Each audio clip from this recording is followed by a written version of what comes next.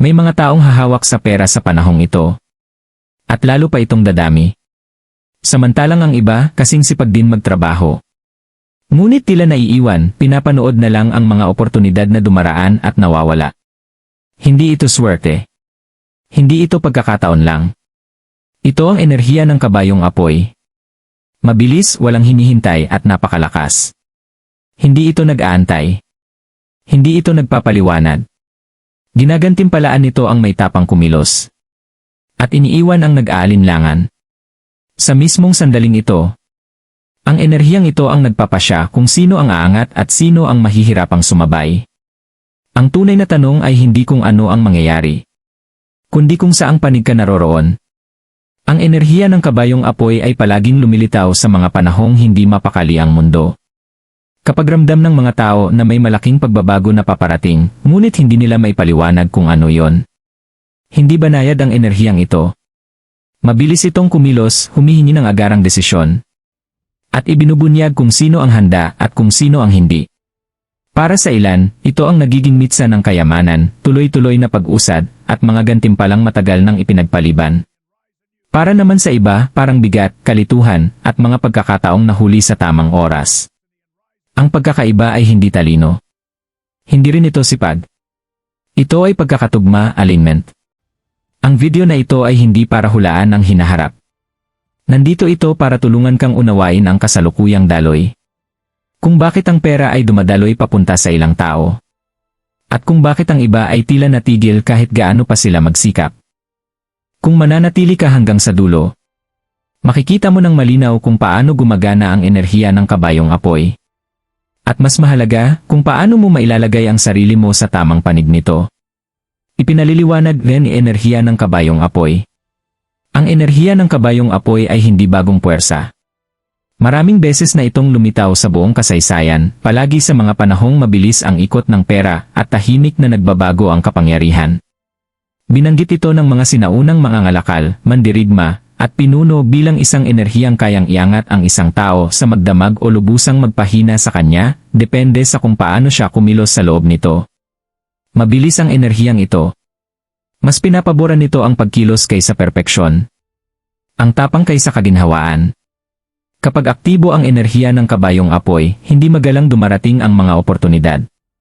Bigla silang dumaraan, nakikita lamang ng mga handa at mulat. Ang mga nag-aalinlangan ay madalas naniniwalang sila'y nag-ingat, ngunit ang totoo, nawawala sila sa tamang agos. Ang dahilan kung bakit mapanganib ang enerhiya ng kabayong apoy ay dahil hindi ito bumabagal para kaninuman. Wala itong pakialam sa mga nakaraang hirap, dahilan, o pangakong mamaya na. Tumutugon lamang ito sa kahandaan. Ito ang dahilan kung bakit maaaring magkatabi ang dalawang tao. Makakita ng isang oportunidad. Ngunit magkaibang-magkaiba ang kalabasan. Ang isa ay nakakaramdam ng tulak, kumpiyansa, at hindi inaasahang pagbubukas sa pananalapi. Ang isa naman ay nakakaramdam ng bigat, kalituhan, at pakiramdam na palaging nahuhuli ng isang hakbang.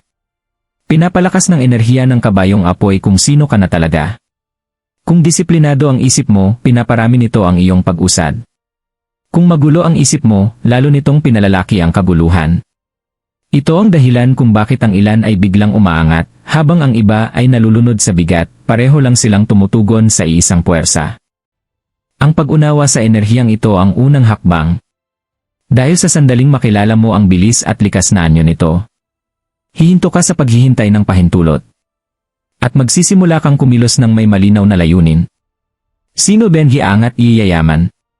Kapag dumaan ang enerhiya ng kabayong apoy sa isang yugto, hindi ito pumipili batay sa swerte, pinanggalingan, o kahit talento.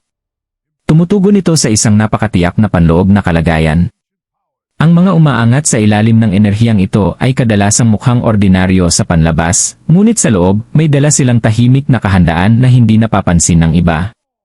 Sila ang mga taong marunong kumilos nang hindi ipinangangalandakan ang bawat plano. Mas marami silang inoobserbahan kaysa sinasabi. Habang ang iba ay naghihintay ng perpektong kondisyon, kumikilos sila kapag ramdam nilang tama ang tiyempo, kahit hindi pa buo ang kasiguruhan. Ginagantimpalaan ng enerhiya ng kabayong apoy ang ganitong pagiging desidido. Pinapalaki nito ang maliliit na hakbang tungo sa malalaking resulta, lalo na sa usapin ng pera, negosyo, at impluensya. Ang mga higit na nakikinabang ay hindi pa bigla-bigla, ngunit hindi na rin sila napaparalisa ng takot. Naiintindihan nila na ang pagpapaliban ay isa ring desisyon. Kapag may lumitaw na oportunidad, isang hindi inaasahang mensahe, isang biglaang pagbubukas, o isang pagkakataong may kaakibat na panganib, hindi nila ito pinapatay sa sobrang pag-isip. Pinipili nilang kumilos.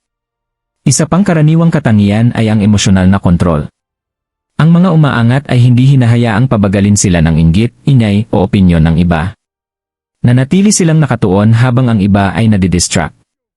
Ang ganitong tahimik ngunit matinding focus ang nagpapahintulot sa pera na kusang dumaloy papunta sa kanila, madalas sa mga paraang hindi nila kayang planuhin noon. Pinapalakas ng enerhiya ng kabayong apoy ang momentum. Sa sandaling gawin ng mga taong ito ang unang hakbang, nagiging mas madali ang ikalawa, at ang ikatlo ay halos hindi na maiiwasan. Ang tila biglaang tagumpay na nakikita ng iba ay resulta pala ng pagkakatugma at pagkilos na nagsanib sa eksaktong tamang sandali. Sino din yung maiiwan? Makapangyarihan ang enerhiya ng kabayong apoy, ngunit wala itong pinapalampas.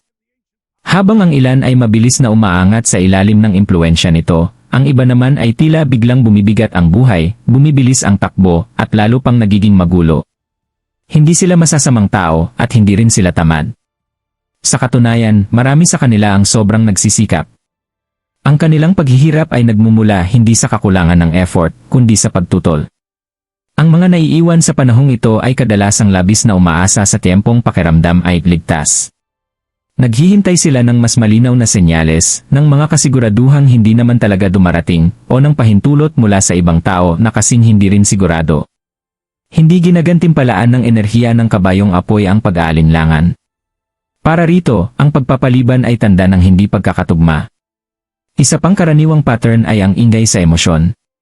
Takot sa pagkalugi, takot sa paghusga, at kapit sa mga pagkabigo ng nakaraan ay nilalabo ang kanilang mga desisyon. Sa halip na umusad, paulit-ulit nilang binabalikan ang mga dating pagkakamali, kinukumbinsi ang sarili na mas matalinong manatili na lang sa kinaroroonan. Ngunit sa gitna ng mabilis na enerhiya, ang pananatiling nakatigil ay parang unti-unting paglubog. Ang ilan ay nadidistract ng paghahambing. Pinapanood nila ang pag-angat ng iba at iniisip na may kawalan ng hustisya, nang hindi napapansin na ang momentum ay matagal nang gumagalaw.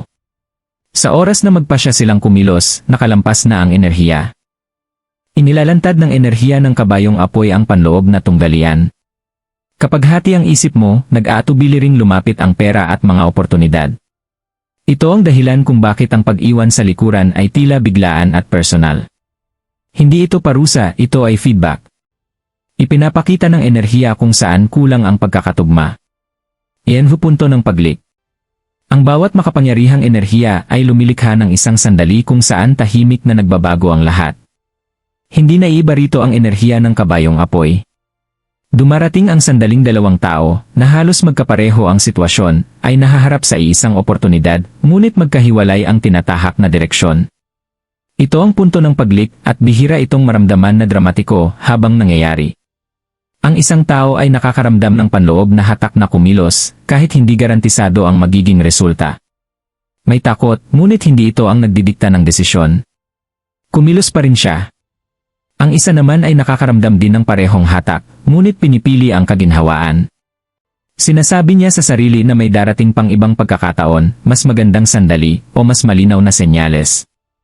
Ang isang pagpiling ito ang lumilikha ng distansyang mas mabilis pa kaysa sa oras. Pinapabilis ng enerhiya ng kabayong apoy ang mga bunga ng desisyon. Ang maliliit na pasya ay agad lumalaki ang epekto. Isang mensaheng huli ng sinagot, isang pagkakataong binaliwala, isang panganib na iniwasan, maaaring tila maliit ang mga sandaling ito, ngunit tahimik nilang hinuhubog ang direksyon ng pananalapi. Ang nagpapalakas sa punto ng paglik ay ang pagiging hindi ito nakikita. Walang mag-aabiso. Walang babala. Sa bandang huli na lang napapagtanto ng mga tao na doon pala nagbago ang lahat sa mismong sandaling iyon. Hindi pinipilit ng enerhiya ng kabayong apoy ang mga resulta. Ipinapakita lamang nito kung sino ang handa. Kapag nagawa na ang pagpili, kusang sumusunod ang momentum, papunta man sa paglago at gantimpala, o sa pagkaantala at pagsisisi. Tahimik na naghihiwalay ang mga landas. At ang mga resulta ang mas malakas magsalita kaysa sa mismong desisyon. Paano makiayon na enerhiya ng kabayong apoy? Ang pakikiayon sa enerhiya ng kabayong apoy ay hindi nangangahulugang pabigla-biglang pagkilos o pagkuha ng walang ingat na panganib. Sa katunayan, ang tunay na pagkakatugma ay nagsisimula sa panloob na disiplina. Tumutugon ang enerhiyang ito sa kalinawan, hindi sa kaguluhan. Ang unang hakbang ay ang pagpapatahimik ng ingay, mga opinyon ng iba, hindi kailangang pagpapaliwanag, at walang katapusang pagdududa sa sarili. Pinakamabilis na dumadaloy ang enerhiya ng kabayong apoy patungo sa mga may panloob na kapanatagan. Isa sa pinakamahalagang pagbabago ay ang matutong magtiwala sa unang malinaw na kutob. Hindi lahat ng bugso ng damdamin ay karunungan, ngunit kapag ang isip at pakiramdam ay nagtuturo sa iisang direksyon, ang pag-aatubili ang nagiging tunay na panganib. Ang mga taong nakaayon sa enerhiyang ito ay kumikilos bago pa dumami ang pagdududa. Gumagalaw sila ng may layunin, hindi dahil sa panik. Mahalaga rin ang katahimikan. Ang mga taong kaunti ang sinasabi tungkol sa kanilang mga plano ay mas nakakapag-ipon ng momentum. Pinapabora ng enerhiya ng kabayong apoy ang mga tahimik na bumubuo at huling ipinapakita ang resulta. Pinoprotektahan nito ang focus at iniiwasan ang panghihimasok ng takot ng iba. May halaga rin ang konsistensya. Ang pagkakatugma ay hindi isang beses na aksyon, kundi isang padron ng mga desisyon. Ang maliliit ngunit paulit-ulit na pagpiling ginagawa ng may kumpiyansa ay nagsasanay sa enerhiya na dumaloy papunta sa iyo. Sa paglipas ng panahon, ang pera at mga oportunidad ay kusang tumutugon nang hindi pinipilit. Higit sa lahat, ang pagkakatugma ay nangangailangan ng pagtanggap sa bilis. Hindi babagal ang enerhiya ng kabayong apoy para sumabay sa mga lumang gawi. Kapag umangkop ka sa takbo nito, nagiging natural ang galaw. Kapag tumutol ka, lahat ay nagiging mabigat. Ang pagpili ay tila banayad. Ngunit ang mga resulta ay hinding-hindi. Pagtatapos iyo huling mensahe. Ang enerhiya ng kabayong apoy ay hindi nag-aabiso ng pagdating, at hindi rin ito nananatili ng matagal sa isang lugar. Sa oras na mapagtanto ng karamihan kung ano ang nangyayari, nabubuo na ang mga resulta. May mga lilingon at magtataka kung paano napakabilis nagbago ang lahat. Ang iba naman ay tahimik na mauunawaan na kumilos sila sa eksaktong tamang sandali. Ang mahalaga ngayon ay hindi kung ano ang iyong nakaligtaan, kundi kung ano ang pipiliin mong gawin mula rito. Ang enerhiyang ito ay bukas pa ring tumugon. Nakikinig ito sa intensyon, disiplina, at tapang. Kahit maliliit na pagbabago sa paraan ng iyong pag-iisip, pagdedesisyon, at pagkilos ay kayang baguhin ang direksyon ng momentum. Tandaan, ang kayamanan at pag-usad ay bihirang nalilikha sa pamamagitan ng puwersa. Lumilitaw ang mga ito kapag nagtagpo ang pagkilos at pagkakatugma. Kapag ang panloob mong kalagayan ay sumabay sa bilis ng oportunidad, nagiging natural ang paggalaw sa halip na mabigat. Kung tumimo sa iyo ang mensaheng ito, ituring mo itong kumpirmasyon, hindi pressure. Magmasid. Magpasya. Kumilos ng may linaw. Hindi sinasakay ng kabayong apoy ang lahat. Ngunit palagi itong tumutugon sa mga handang sumakay. Manatiling mulat. Manatiling disiplinado. At higit sa lahat, huwag mag-atubili kapag alam mong oras na para kumilos.